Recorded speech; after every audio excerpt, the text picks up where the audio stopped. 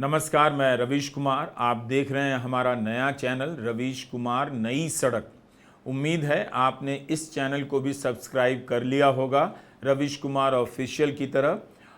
वो चैनल तो चलता ही रहेगा बदस्तूर, लेकिन हमने एक नया चैनल इसलिए भी जोड़ा है ताकि आपके पास एक नया ठिकाना भी रहे। अगर उस चैनल पर किसी तरह का संकट आता है तो आप ये चैनल देखना जारी रखें और इसे भी सब्सक्राइब करते जाइए। और यही मेरा चैनल है। बाकी जो एआई का इस्तेमाल कर रहे हैं, तरह तरह की आवाज़ों में मेरा चेहरा लगाकर खबरें पढ़ रहे हैं, प्लीज़ वो सब ना देखा करें। तो आज हम आपसे बात कर रहे हैं, कोशिश यही करेंगे कि इस चैनल में अनौपचारिक रूप से आपसे कुछ बातें करें। विक्रम मिस्री जो भारत के विदेश सचिव हैं, उन्हें ट्रोल किया जाता है। अचानक उन्हें गद्दार, देशद्रोही, न जाने क्या क्या कहा जाता है। यही नहीं, उनके परिवार के सारे डिटेल्स पब्लिक किए जाने लगते हैं और उनकी बेटियों की तस्वीर निकालकर टिप्पणी की जाती है।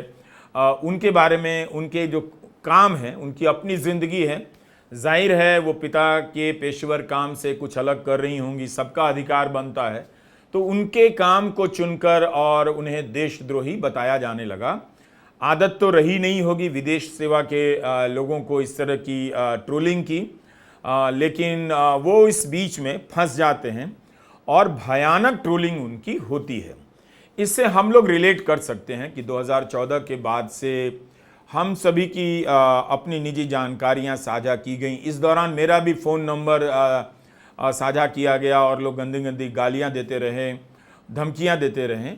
तो हम जानते हैं कि इसका मानसिक आघात किस तरह का होता है, लेकिन तब भी इन सब को सहते हुए 11 साल से हम लोग अपनी बात कह रहे हैं। जो कोशिश की गई थी कि बात कहने वाले को बदनाम कर दो, जो सही बात कर रहा है उसे तरह तरह से, इतनी तरह से बदनाम कर दो कि जो वो कह रहा है उस पर लोगों का ध्यान ना जाए और अपने धारणा से लोग तय कर लें कि वो यही कह रहा होगा। लेकिन क्यों कह रहे हैं, किस तरह के तथ्य और तर्कों के साथ कह रहे हैं, इसकी कोशिश की गई कि बदनाम कर दिया जाए, मगर वो कोशिश नाकाम हो गई। वरना 13 मिलियन लोग रवीश कुमार ऑफिशियल को सब्सक्राइब नहीं करते। फिर भी इसकी पीड़ा हम समझते थे, तो लगा कि इस पर बात करनी चाहिए कि विक्रम मिस्री के साथ जो हुआ वो गलत हुआ। गलत इसलिए भी हुआ, कई स्तर पर हुआ कि वो अपना काम तो बेहतरीन तरीके से कर रहे थे। सबने देखा कि किस शालीनता के साथ वो ऑपरेशन सिंदूर के बाद से लगातार प्रेस कॉन्फ्रेंस कर रहे हैं। जिस वक्त एक एक शब्द की अहमियत होती है, हम सभी नज़र गड़ा कर बैठे रहते हैं, क्या बोल रहे हैं, कैसे बोल रहे हैं और क्या नहीं बोल रहे हैं। इतना विश्लेषण उनके 4 लाइन के वक्तव्य से निकल सकता है। तो ऐसी स्थिति में वो जिम्मेदारी संभालना कांटों पे चलने जैसा है और अच्छी खासी परीक्षा हो जाती है। पूरे जीवन में आप डिप्लोमेट रहे हैं, पर्दे के पीछे काम करते रहे हैं, लेकिन पर्दे के सामने आकर वो आपके जीवन का जितना भी अनुभव है, उसका निचोड़ है, उसका एकदम से इम्तहान हो जाता है, उसकी परख हो जाती है, टेस्ट हो जाता है कि आप क्या कर रहे हैं, क्या आप वो परफॉर्म कर पा रहे हैं या नहीं।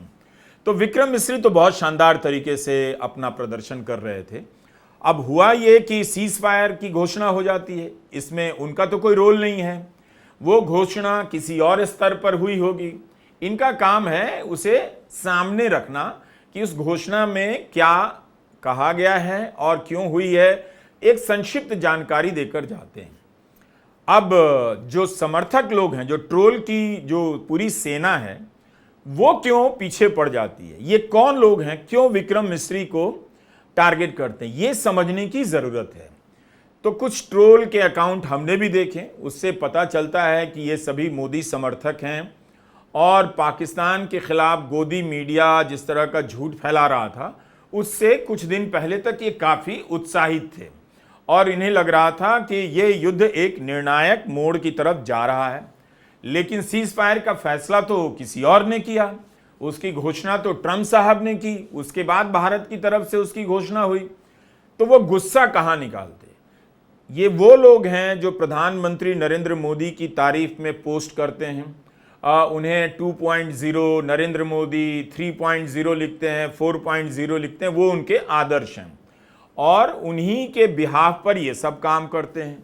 तो सीज फायर को लेकर उनके अंदर जो फ्रस्ट्रेशन जमा हुआ, उसे लेकर वो प्रधानमंत्री मोदी को निशाना तो बना नहीं सकते थे, क्योंकि उनके पूरे टाइमलाइन पर अगर आप जाकर देखेंगे तो सारा कुछ प्रधानमंत्री मोदी की तरफ से किया गया है, प्रधानमंत्री मोदी के लिए।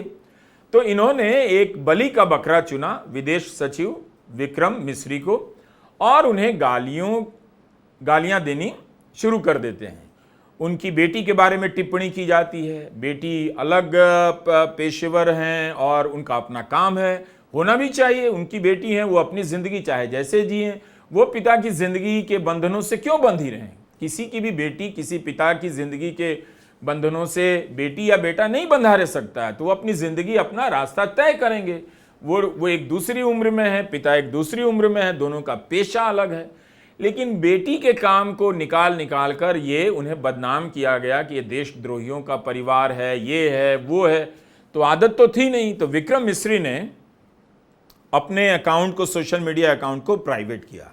ये देखना, जो व्यक्ति कुछ घंटे पहले तक भारत इस संकट में, इस चुनौतीपूर्ण संकट में भारत का चेहरा है, भारत के मन का, भारत के विचार का जो चेहरा है, उस पर इस तरह से हमला होता है, पाकिस्तानी बताया जाता है, गद्दार बताया जाता है, तो ये बात जाहिर है उन्हें परेशान कर गई होगी कि उन्होंने तो ऐसा कुछ नहीं किया।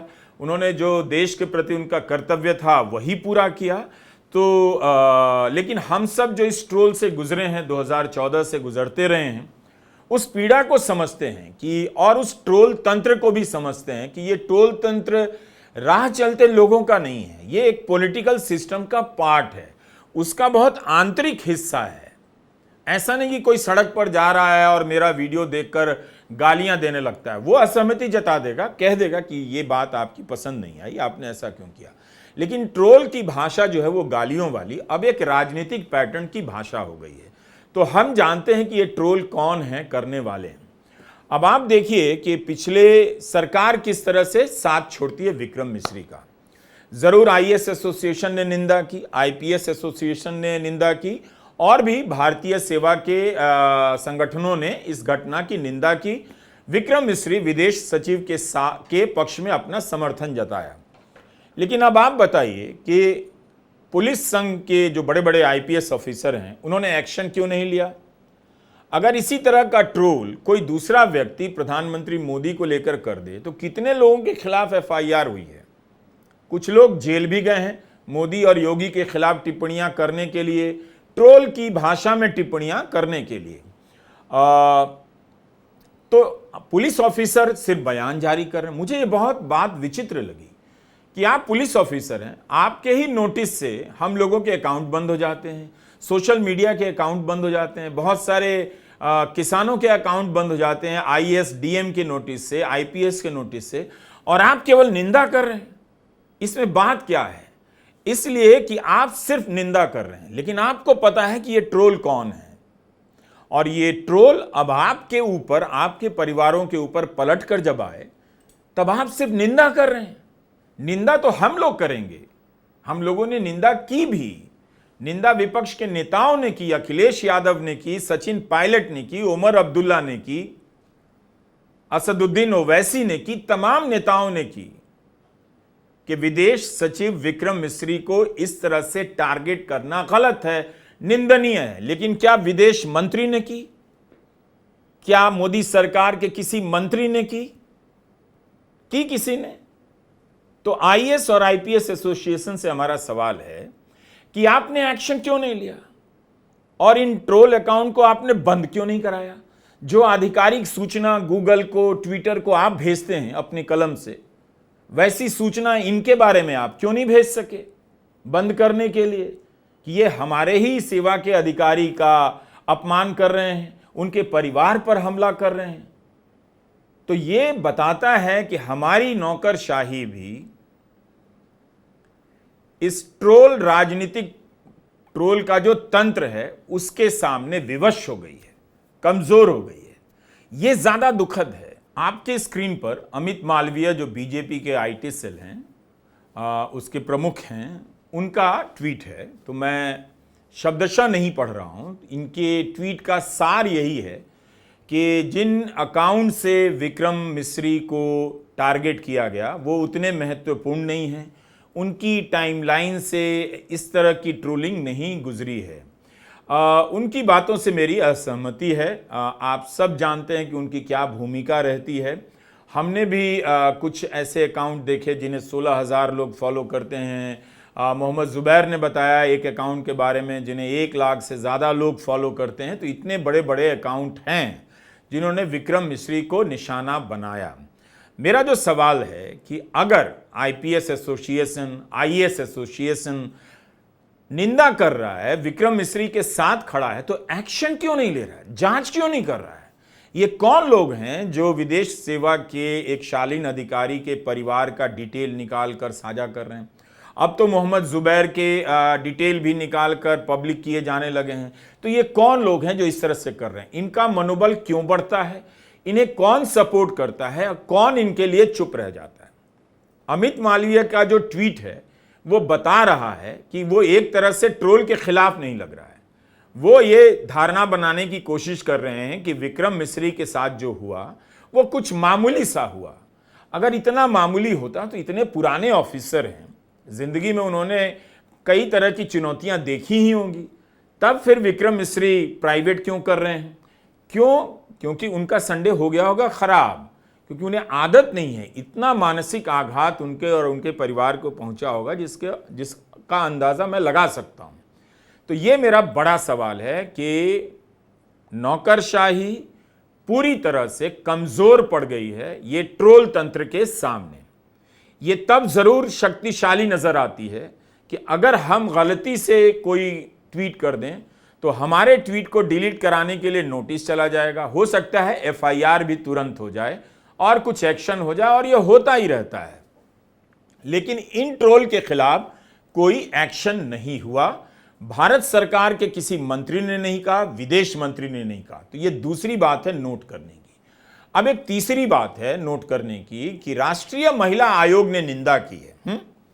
अब आप मिलाइए एक और चीज से। इससे पहले हिमांशी नरवाल, जो लेफ्टिनेंट विनय नरवाल की पत्नी हैं, लेफ्टिनेंट विनय नरवाल की हत्या आतंकवादियों ने पहलगाम में कर दी थी। उन्होंने सिर्फ इतना कहा कि कश्मीर के लोग बुरे नहीं होते हैं और आप नफरत मत फैलाइए। उनके बारे में कितनी गंदी गंदी बातें कही गई। तो विक्रम मिस्री को जो लोग ट्रोल कर रहे थे, उससे भी भयानक ट्रोल इस वक्त जब वो सदमे में हैं, उनके जीवन का एक सुंदर दौर एक झटके में खत्म हो गया, उस वक्त उनके खिलाफ ये ट्रोलिंग होती है। तो तब आप कल्पना कर सकते हैं कि जो मानसिक आघात विक्रम मिस्री और उनके परिवार ने झेला, उसका 1000 गुना, लाख गुना ज्यादा हिमांशी नरवाल ने झेला होगा। इसकी भी निंदा राष्ट्रीय महिला आयोग ने की। तो क्या अब ये नई नीति है कि अगर सरकार से जुड़े किसी अधिकारी की ट्रोलिंग होगी तो उसकी निंदा राष्ट्रीय महिला आयोग से करवा देंगे? मंत्री नहीं कहेंगे, बीजेपी के नेता नहीं कहेंगे, क्योंकि बीजेपी के नेता कहेंगे तो ये ट्रोल राजनीतिक तंत्र है, ये उन्हीं के लिए काम करता हुआ नजर आता है। जो उनकी राजनीतिक मंशा है उसी को वो आक्रामक रूप से प्रदर्शित करता है। तो अपने ही लोगों के खिलाफ कैसे वो निंदा कर देंगे, अपने ही लोगों को कैसे डांट देंगे? तो ये बात पूरी तरह से समझ में आ जाती है कि ये लोग कौन हैं। जब आप ये समझ जाते हैं तब आपको यह भी समझ में आ जाता है कि इसीलिए आईएएस और आईपीएस संघ का विक्रम मिस्री को ट्रोल किया जाना, उसकी निंदा करना पर्याप्त नहीं है। ये उनकी दुविधा विवशता का भी परिचायक है कि वो एक्शन नहीं ले सके, इन ट्विटर अकाउंट के खिलाफ एक्शन नहीं ले सके।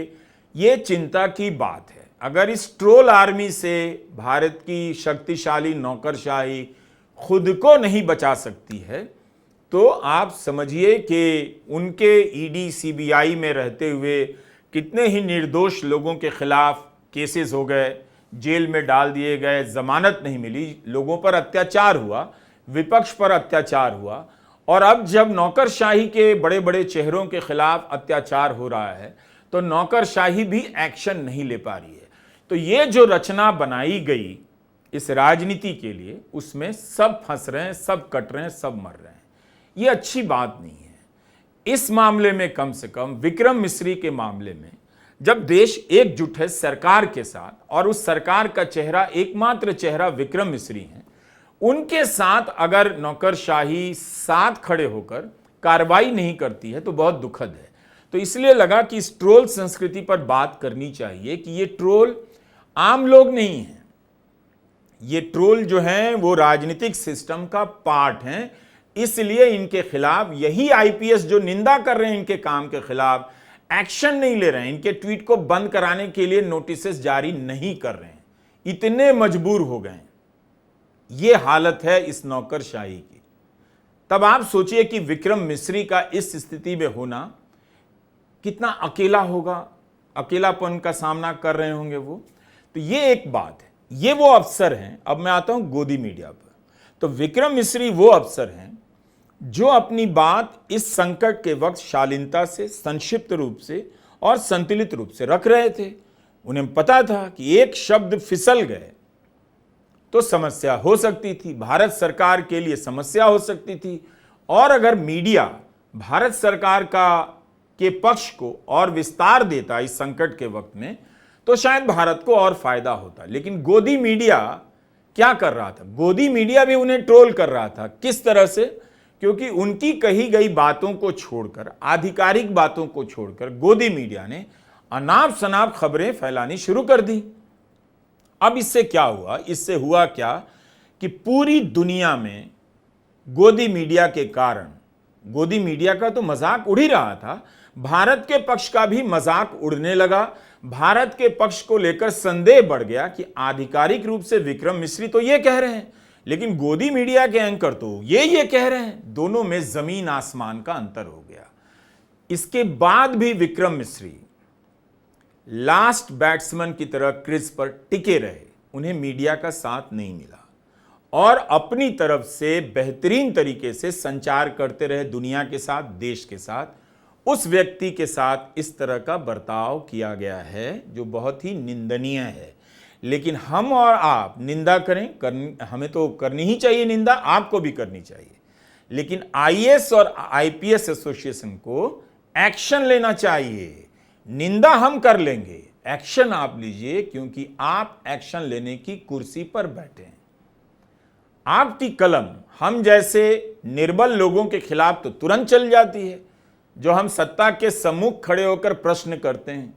लेकिन वो लोग जो सत्ता की मदद करते हैं, सत्ता की मदद के लिए ट्रोलिंग करते हैं, नफरती बातें करते हैं, उन लोगों ने आपके ही बीच के एक शानदार अफसर, क्योंकि खुद आईएएस और आईपीएस संघ के बयानों में लिखा है, उसमें तारीफ की गई है विक्रम मिस्री की, उनके कैरियर के बारे में, उनकी साख के बारे में। आपने उनका बचाव नहीं किया, आप कर ही नहीं सकते हैं, क्योंकि इस 11 साल में आप भी उस राजनीतिक धारा के आगे नतमस्तक होते चले गए और आपकी कलम से, आपके फैसलों से न जाने कितनों के घरों पर बुलडोजर चल गया, कितनों के साथ नाइंसाफी हुई। तो इस चक्रव्यूह को बनाने में आईएएस और आईपीएस अधिकारी भी शामिल थे। इसलिए उन्हें वो करना पड़ा जो हमें करना चाहिए था और हम सब ने किया। कई लोगों ने निंदा की, आप सोचिए विपक्ष के नेताओं ने निंदा की, लेकिन एक्शन तो इन्हें लेना था। इन्होंने इस तरह के ट्रोल अकाउंट के खिलाफ एक्शन क्यों नहीं लिया, ये हमारा सवाल है। ये जो ट्रोलिंग सिस्टम है ये अच्छा नहीं है। इन्हें सीज फायर को लेकर हताशा थी, निराशा थी, तो सरकार से सवाल करते, जिस पार्टी के लिए काम करते हैं उस पार्टी से सवाल कर लेते। उस पर गुस्सा नहीं है, विक्रम मिस्री पर है कि आपने सेक्युलर क्यों कहा, आपने सांप्रदायिक एकता की बात क्यों कही। कितनी अच्छी बात थी कि वो एकता ही हमारे लिए एक बड़े हथियार के रूप में थी।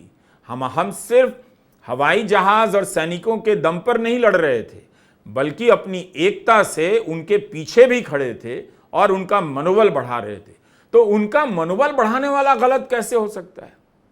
और तब जब सेना ने इतनी शानदार कामयाबी हासिल की है, तब आप कैसे ट्रोल कर सकते हैं विक्रम मिस्री को?